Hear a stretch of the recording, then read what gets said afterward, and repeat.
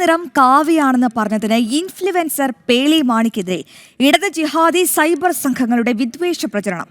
പേളിയുടെ സമൂഹമാധ്യമ അക്കൗണ്ടുകൾ അൺഫോളോ ചെയ്യാനാണ് ജിഹാദികളുടെ ആഹ്വാനം. പാറ്റ സമരത്തിൽ പങ്കെടുത്ത വിദ്യാർത്ഥികൾ അപകടത്തിലാകരുതെന്നും പേളി സമൂഹമാധ്യമത്തിൽ പോസ്റ്റിട്ടിരുന്നു.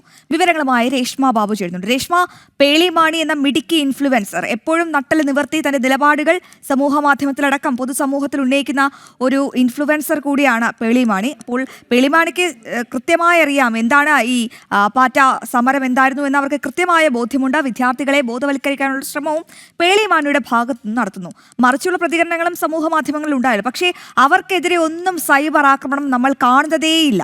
ഈവൻ പ്രധാനമന്ത്രി അവരെ അധിക്ഷേപിച്ചു, അവർക്കെതിരെ സൈബർ ആക്രമണങ്ങൾ. പക്ഷേ പേളി മാണി വാസ്തവം പറഞ്ഞത് തന്റെ നിലപാട് സമൂഹ മാധ്യമങ്ങളിൽ അറിയിച്ച ഒരു ഇൻഫ്ലുവൻസറെ, പ്രത്യേകിച്ച് കാവി നിറം തനിക്ക് ഇഷ്ടമാണെന്ന് പറഞ്ഞതിൽ ആർക്കാണ് ഇത്ര അസഹിഷ്ണുത? എന്തുകൊണ്ടാണ് പേളി മാണിയെ മാത്രം വേട്ടയാടുന്നത്? എന്താണ് ഏറ്റവും പുതിയ വിശദാംശങ്ങൾ? രേഷ്മ.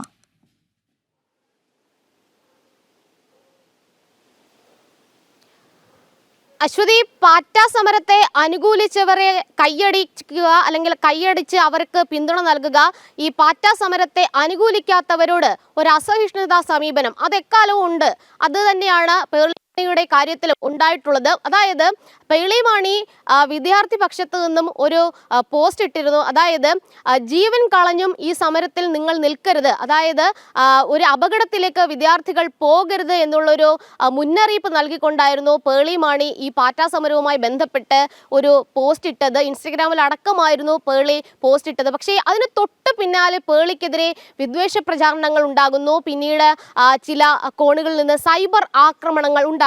തൊട്ടു പിന്നാലെ പേളി മറ്റൊരു സ്റ്റോറി കൂടി സമൂഹ മാധ്യമ അക്കൗണ്ടിൽ പങ്കുവച്ചിരുന്നു. അതായത് തൻ്റെ ഇഷ്ട നിറം കാവിയാണ്, ദേശീയ പതാകയിലെ കാവി നിറം താൻ ഏറെ ഇഷ്ടപ്പെടുന്നുണ്ട്. ഇതായിരുന്നു ആ ഇൻസ്റ്റഗ്രാം സ്റ്റോറിയിലെ, സമൂഹ മാധ്യമ സ്റ്റോറിയിലെ, അക്കൗണ്ടിലെ സ്റ്റോറിയിലെ പ്രധാനപ്പെട്ട വാചകങ്ങൾ. അതിനുശേഷമാണ് വലിയ രീതിയിലുള്ള സൈബർ ആക്രമണം പേളി മാണിക്ക് നേരിടേണ്ടി വന്നത്. ഇടത് ജിഹാദി സൈബർ സംഘങ്ങളിൽ നിന്നും ഭീഷണി സ്വരത്തിലുള്ള കമന്റുകൾ വന്നു. മാത്രമല്ല, പേളി മാണിയുടെ സമൂഹ മാധ്യമ അക്കൗണ്ടുകൾ അൺഫോളോ ചെയ്യാനായിട്ടുള്ള ആഹ്വാനം ഈ ഇടത് ജിഹാദി സൈബർ സംഘങ്ങളുടെ ഭാഗത്തു നിന്നും ഉണ്ടാകുകയും ചെയ്തു. ഈ കാവി നിറത്തിനൊരു പ്രത്യേകതയുണ്ട്. കാവി എന്ന് പറയുന്നത് പരിത്യാഗത്തിന്റെ നിറമാണ്, ധൈര്യത്തിന്റെ നിറമാണ്. ഈ പരിത്യാഗത്തിന്റെയും ധൈര്യത്തിന്റെയും നിറം ആയിട്ടുള്ള കാവിയെ താൻ ഇഷ്ടപ്പെടുന്നു എന്ന് പേളി മാണിയെ പോലെയുള്ള ഒരു ഇൻഫ്ലുവൻസർ പറയുമ്പോൾ അതൊരു അഭിപ്രായ സ്വാതന്ത്ര്യത്തിന്റെ, അവകാശത്തിന്റെ ഒക്കെ തന്നെ കാര്യമായിട്ട് കാണണം.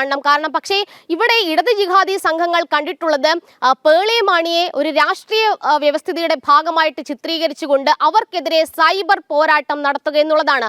അതിൽ ഇടത് ജിഹാദി കൂട്ടായ്മകൾ എന്ന് പറയുമ്പോൾ അതിൽ ഇടത് സംഘടനകളുടെ ചുമതലപ്പെട്ട ആളുകൾ കൂടി അതിൽ ഉൾപ്പെടുന്നു എന്നുള്ളതാണ് ഏറെ വേദനാജനകമായിട്ടുള്ള, പ്രതിഷേധാർഹമായിട്ടുള്ള മറ്റൊരു കാര്യം. എന്തായാലും ഇഷ്ടനിറം കാവ്യാണെന്ന് പറഞ്ഞതും പാറ്റ സമരത്തെ പ്രതികൂലിച്ചതും, അല്ലെങ്കിൽ ആ സമരത്തിൽ വിദ്യാർത്ഥികൾ അപകടത്തിലേക്ക് പോകരുത്, വിദ്യാർത്ഥികൾ അവരുടെ വീടുകളിലേക്ക് പോകണം, കൃത്യമായിട്ട് ഇടപെടൽ നടത്താനും നടപടികൾ സ്വീകരിക്കാനും ഒരു സർക്കാരുണ്ട്.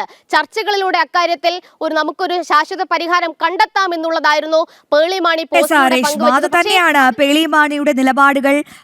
എപ്പോഴും സമൂഹത്തിൽ സ്വാഗതം ചെയ്യുന്ന നിലപാടുകളാണ് പേളി മാണി സ്വീകരിച്ചുള്ളത്. പക്ഷേ ഈ വിഷയത്തിൽ പേളി മാണി ഒരു വസ്തുത പുറത്തു പറയുമ്പോൾ ആർക്കാണ് ഇത്ര അസഹിഷ്ണുത?